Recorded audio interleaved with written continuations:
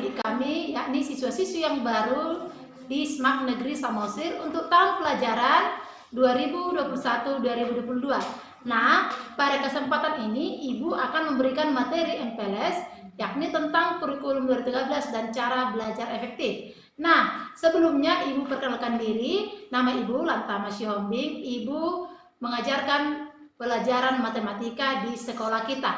Nah, karakteristik kurikulum 2013 menurut Permendikbud nomor 96 tahun 2013, yang pertama, mengembangkan keseimbangan antara pengembangan sikap spiritual dan sosial, rasa ingin tahu, kreativitas, kerjasama dengan kemauan intelektual dan psikomotorik. Yang kedua, sekolah merupakan bagian dari masyarakat yang memberikan pengalaman belajar terencana di mana peserta didik menerapkan apa yang dipelajari di sekolah. Yang ketiga, mengembangkan sikap, pengetahuan, dan keterampilan serta menerapkan dalam berbagai situasi di sekolah dan masyarakat. Yang keempat, memberi waktu yang cukup leluasa untuk mengembangkan berbagai sikap, pengetahuan, dan keterampilan. Yang kelima, kompetensi dinyatakan dalam bentuk kompetensi inti kelas yang dirinci lebih lanjut dalam kompetensi dasar mata pelajaran. Yang keenam, kompetensi inti kelas menjadi unsur pengorganisasian kompetensi dasar. Yang ketujuh, kompetensi dasar dikembangkan didasarkan pada prinsip akumulatif, saling memperkuat dan memperkaya antar mata pelajaran dan jenjang pendidikan. Nah, berikutnya prinsip dan tujuan kurikulum 2013. Yang pertama, prinsip utama pengembangan K13 berdasarkan model kurikulum berbasis kompetensi dengan standar kompetensi lulusan yang ditetapkan untuk satu satuan pendidikan. Kurikulum 2013 bertujuan untuk mempersiapkan manusia Indonesia agar memiliki kemampuan hidup sebagai pribadi dan warga negara yang beriman, produktif, kreatif, inovatif, dan efektif, serta mampu berkontribusi pada kehidupan bermasyarakat, berbangsa, dan bernegara, dan peradaban dunia. Dalam hal ini, pengembangan K13 difokuskan pada pembentukan kompetensi dan karakter peserta didik berupa paduan pengetahuan, keterampilan, dan sikap yang dapat didemonstrasikan peserta didik sebagai wujud pemahaman terhadap konsep yang dipelajarinya secara konseptual. Nah, 4 kompetensi inti atau KI menurut Permendikbud nomor 69 tahun 2013. Yang pertama, kompetensi inti KI 1 untuk sikap spiritual. Yang kedua, KI 2 untuk kompetensi inti sikap sosial. Yang ketiga, KI 3 untuk kompetensi inti pengetahuan. Yang keempat, KI 4 untuk kompetensi inti keterampilan. Nah, yang pertama, aspek pengetahuan. Konsep pengetahuan bertujuan agar peserta didik yang bersangkutan nantinya menjadi sosok yang mampu menguasai ilmu pengetahuan, budaya, seni, dan teknologi. Yang kedua, dalam konsep pengetahuan ini, siswa nantinya akan dapat mengetahui sesuatu, kemudian memahaminya.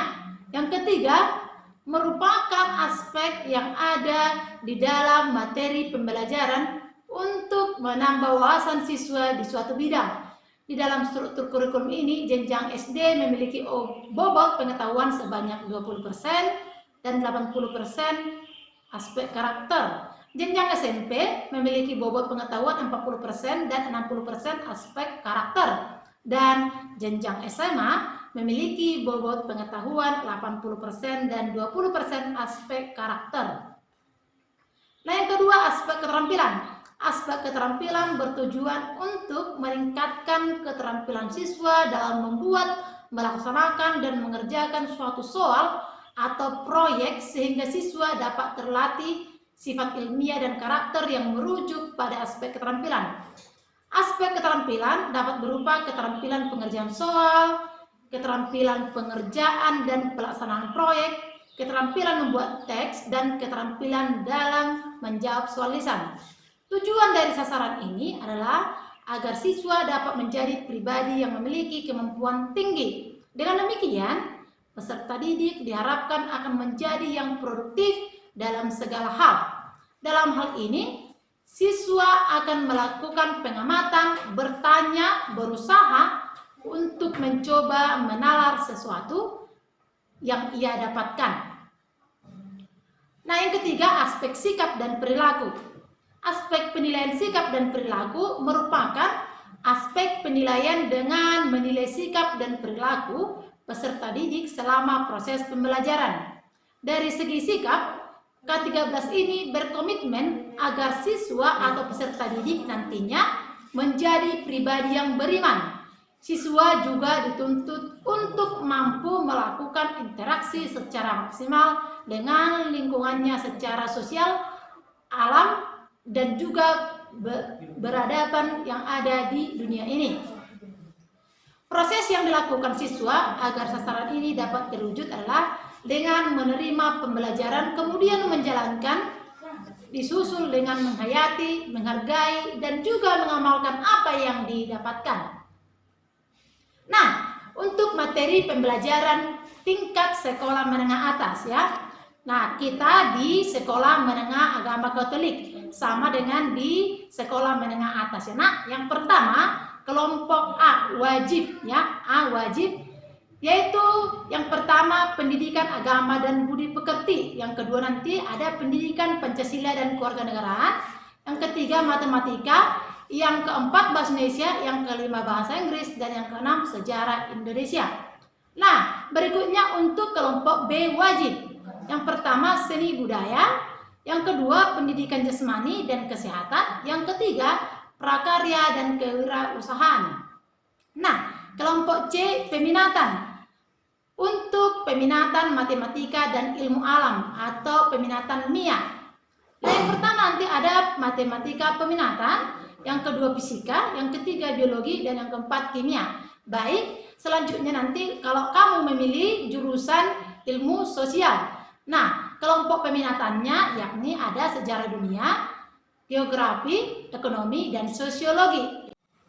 Nah, baik anak didik kami, untuk materi kita di Semak Negeri Samosir. Nah, apabila kamu nanti memilih jurusan matematika ilmu alam atau MIA atau sering disebut dengan IPA, maka mata pelajarannya ada bahasa Indonesia, bahasa Inggris, matematika, PKN, dogma, kitab suci, sejarah gereja, pastoral katekese, liturgi, biologi, fisika, kimia, ekonomi, geografi, sosiologi, sejarah, PJOK, prakarya, dan seni budaya.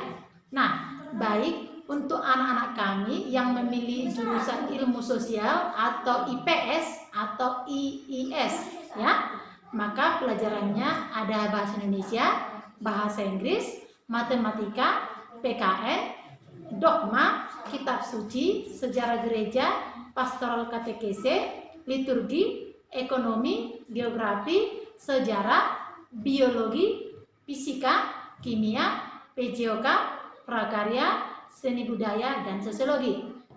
Nah, bagi anak-anak kami yang memilih jurusan agama, nah pelajarannya nanti ada bahasa Inggris, bahasa Indonesia, matematika, PKN, dogma, kitab suci, sejarah gereja, pastoral katekese, liturgi, ekonomi, geografi, sejarah, sosiologi, PJOK, prakarya, dan seni budaya. Nah, bagi anak didik kami, kebetulan di masa pandemi ini kita masih belajar daring ya, yang biasanya kita tatap muka, segala buku-buku, referensi yang menunjang pembelajaran kita biasanya disediakan di sekolah. Nah, untuk masa daring ini, Bapak Ibu guru yang mengampu mata pelajaran tertentu akan membimbing kamu nanti untuk melihat atau mengumpulkan referensi-referensi atau paket elektronik nanti untuk mendukung pembelajaran daring kita ya. Baik. Nah, materi kita selanjutnya yaitu cara belajar efektif. Baik anak didik kami, belajar merupakan salah satu faktor yang mempengaruhi dan berperan penting dalam pembentukan pribadi dan perilaku individu. Untuk bisa pandai, pastinya harus giat dan tekun belajar. Bagaimana cara belajar yang baik dan efektif dan tepat? Nah, kapan waktu yang tepat agar hasilnya juga maksimal? Setelah memahami cara belajar dan dapat menguasai keterampilan belajar, diharapkan belajar menjadi efektif. Setelah memahami lingkungan belajar kita, cobalah untuk belajar kreatif. Bagaimana cara belajar efektif dan kreatif itu? Nah, kata kuncinya, pahami diri kita, pahami cara belajar kita, dan kuasai keterampilan belajar. Berikutnya, pahamilah lingkungan kita, ya. Pahami kompetensi keahlian kita dan pahami daerah belajar kita. Nah, tips cara belajar yang baik dan efisien. Yang pertama, belajar kelompok, ya. Belajar kelompok. Untuk masa pandemi ini kita tidak diizinkan untuk belajar kelompok. Nah, maka tetaplah belajar individu tetapi maksimal, ya, karena di masa pandemi ini. Tapi nanti kalau tatap muka, kalau sudah nanti situasi benar-benar normal, nah akan kita terapkan belajar kelompok. Nah, berikutnya, rajin membuat catatan atau intisari pelajaran. Berikutnya, selalu disiplin dan tekun dalam belajar. Bertanya kalau belum paham, jangan diam. Kalau gurunya menerangkan, mengajar, baik nanti pembelajaran daring, tetap tanyakan kalau tidak paham. Jangan dibiarkan atau berlalu begitu saja materinya. Nah, hindari sikap tidak jujur kepada diri atau orang lain.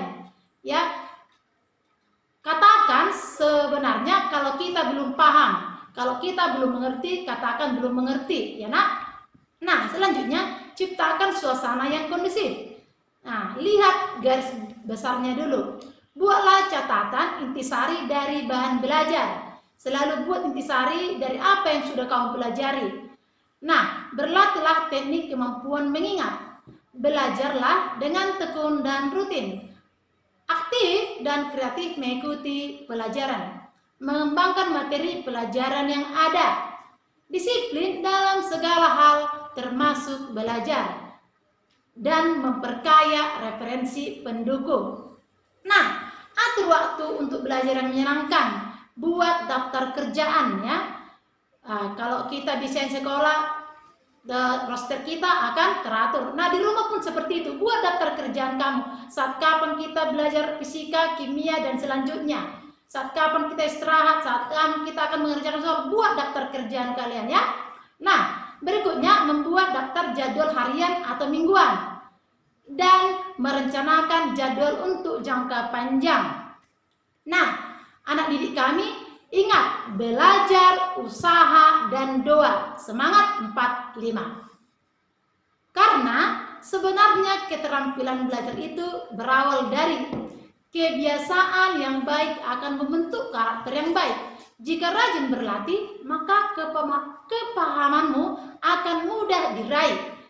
Ayo rajin berlatih soal, kerjakan dari yang mudah. Nah, untuk adik-adik kami, selamat belajar, ya. Di masa pandemi ini tetap ingat, terapkan protokol kesehatan, jaga kesehatan, dan ikuti nanti pembelajaran kita dengan teratur, ya. Ikuti roster jadwal kita, ya nak. Baik, sampai sini materi ibu. Mudah-mudahan apa yang ibu sampaikan bermanfaat untuk anak didik kami. Salam sehat.